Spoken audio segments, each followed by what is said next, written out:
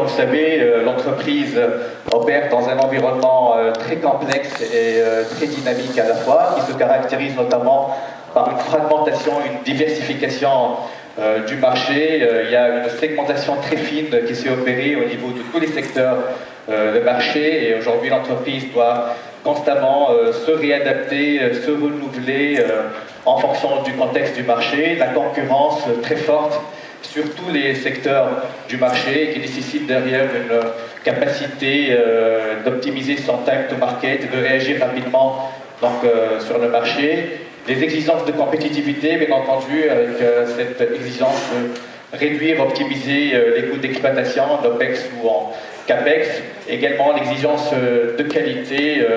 L'entreprise se doit de disposer des outils qui lui permettent de contrôler sa machine de production, sa qualité de service offerte à ses clients. Alors, les nouvelles technologies de communication, justement, peuvent apporter une solution à cette problématique et peuvent aider l'entreprise à se transformer et à se développer. Alors, aujourd'hui, quelles sont les attentes faites des entreprises du monde des télécommunications? Il y a une étude assez intéressante qui a été faite à ce sujet et qui, auprès des chefs d'entreprise, pour voir un peu leurs priorités en termes de services. Alors, au top des priorités, c'est fournir davantage d'assistance de mobilité aux employés, donc tout ce qui est solution de mobilité. Également effectuer un regroupement des équipements réseau, des équipements internes du client. L'entreprise peut disposer de standards téléphoniques éparpillés un peu partout, des routeurs, des modems, et l'idée c'est de fédérer tous ces équipements et les mutualiser en une seule plateforme en vue d'optimiser les coûts. Déplacer petit à petit aussi, commencer à déplacer des applications et tout ce qui est infrastructure informatique, IT vers le cloud. Et autre priorité très importante, aujourd'hui les entreprises veulent avoir un seul vis-à-vis unique, fédérer, rationaliser, regrouper les fournisseurs de services autour de seuls opérateur global pour fournir les services fixes, mobiles, de data, cloud, comme le fait très bien Tunisie Télécom. Justement, alors pour pouvoir satisfaire ces besoins, les réseaux et les infrastructures ont évolué dans le temps. On était sur des infrastructures séparées, comme vous le voyez, informatiques, avec des serveurs dédiés ou au mode client-serveur, des communications, des réseaux de communication basés sur des standards téléphoniques séparés, et les réseaux data qui se basaient notamment sur les liaisons louées, les accès frame relais. Petit à petit, ces réseaux ont évolué vers des infrastructures optimisées, mutualisées, basées sur des réseaux de type IPMPLS, avec des solutions managées, des solutions en mode cloud, communication unifiée. Alors, ces nouvelles technologies en permettent aujourd'hui justement à l'entreprise de disposer d'une nouvelle génération de services accélérateurs de productivité. Je pense notamment au travail en mobilité, la communication unifiée, tout ce qui est travail collaboratif, des solutions en mode cloud pour l'usage des infrastructures IT à la demande, et l'accès anywhere, anytime. Justement, Tunisie Télécom a mis en place, dans le cadre de sa stratégie, une infrastructure pour supporter tous ces nouveaux services. Aujourd'hui, Tunisie Télécom se positionne comme un opérateur global sur l'ensemble des services. Donc, notre stratégie infrastructure, nous avons commencé par déjà développer l'infrastructure d'accès très haut débit en déployant de la fibre optique. Aujourd'hui, nous avons plus de 16 000 km de fibre optique déployée dans le réseau, avec plus de 200 zones d'affaires, d'activités économiques connectées directement sur la fibre optique, en plus de l'infrastructure radio 3G et du réseau DSL. Autour de cette infrastructure d'AC, nous avons construit notre backbone IP-MPLS, un backbone qui est présent pratiquement dans toutes les régions pour fournir des services de connectivité managés. Et sur cette infrastructure, nous avons construit notre infrastructure cloud, nos data centers. Aujourd'hui, nous venons d'inaugurer un deuxième data center après celui de Asba, un data center dans la région de la banlieue nord. Et prochainement, nous avons un troisième data center à Kerouan pour tout ce qui est en fait service de disaster recovery et de backup.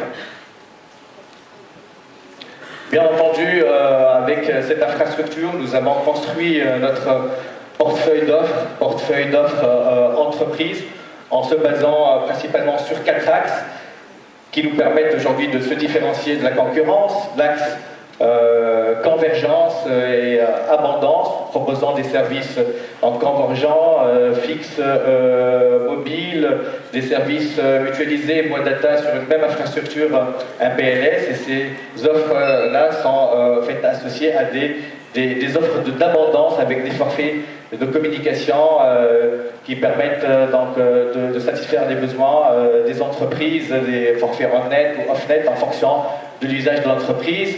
Tout ce qui est travail en mobilité également fait partie de notre stratégie avec des offres communautaires entreprises pour s'appeler entre collaborateurs, avec de la data, l'accès distant à l'entreprise via les technologies radio 3G, et tout ce qui est en fait travail collaboratif en mobilité, le tout en un avec un terminal mobile, avec le forfait data, la voix et le travail collaboratif moyennant des services de type messagerie au link conferencing.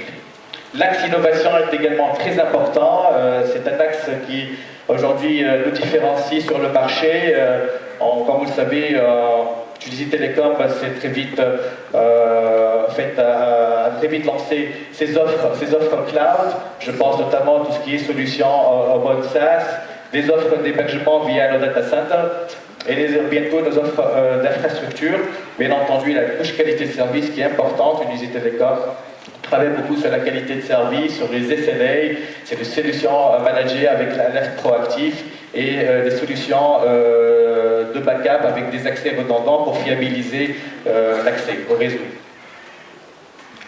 Alors juste rapidement un petit coup d'œil sur cette gamme de services qui sera par la suite dans des sessions détaillées par mes collègues.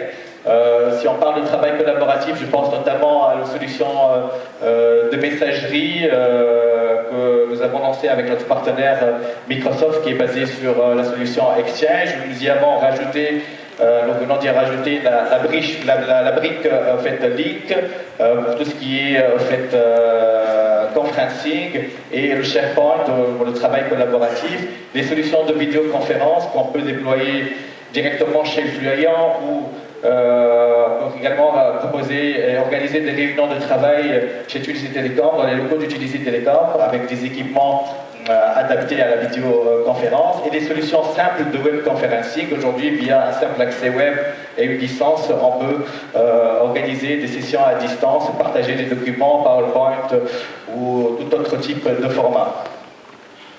Bien entendu, il y a des offres d'infrastructure, l'offre d'hébergement qu'on propose pour nos clients dans nos data centers et avec de la bande passante dédiée. Et bientôt, nous sommes sur le point de lancer nos offres d'infrastructure, l'usage fait des ressources IT, des capacités de traitement et de stockage à la demande avec des solutions de type dedicated server, virtual private server, des solutions de backup et de web hosting. Dernier mot sur les solutions de mobilité qui seront également détaillées par la suite. Il y a une session qui est consacrée à ce type de service, les offres de type communauté pour s'appeler en illimité entre collaborateurs avec plein d'avantages, la gratuité sur la 3G, des numéros préférés, les moyens qui nous permettent d'accéder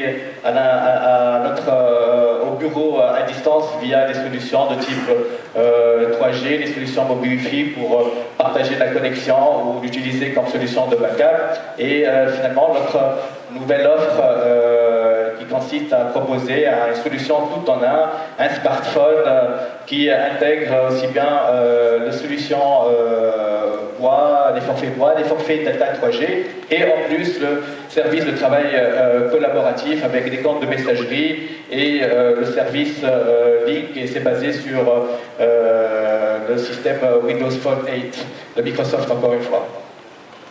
Alors, un dernier mot pour dire que vraiment Fujitsu Telecom déploie tous ses services pour l'ensemble des secteurs d'activité. Nous avons des références qui concernent l'ensemble des secteurs du marché, que ce soit financier, secteur du gouvernement, les secteurs internationaux, des groupes de sociétés, et nous opérons en mode projet pour accompagner les entreprises de bout en bout avec une prise en charge des besoins dès le départ, l'identification des besoins, le design de la solution et le déploiement donc, des infrastructures. Je vous remercie.